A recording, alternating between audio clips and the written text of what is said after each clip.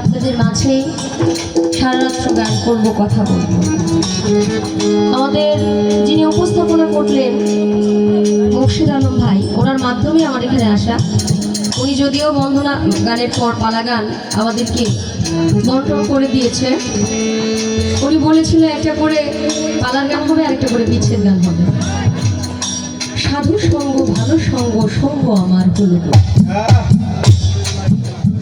যদি সাধুর সঙ্গ পেতাম সাধুর সঙ্গে মিশে যেতাম। এই যে সাধু সঙ্গ, যদিও যার বাড়িতে আসলাম যার নামে গোলামি করবো তার নামে কিন্তু একটা গানও আমার গাওয়া হয় না। তার জন্য বিচ্ছেদ গান সারা রাত্রই গাইতে পারবো, আপনারা যেভাবে বলবেন সেভাবেই গাইতে পারবো।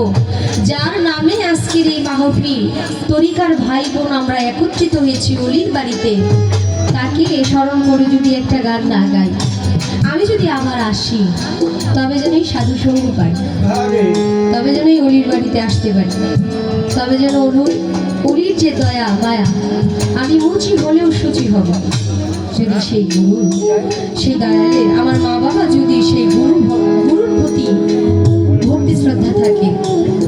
এর জন্য এই গানটা, আমি যদি আবার আসি তবে যেন এই পবিত্র মুখগুলো দেখতে পারি।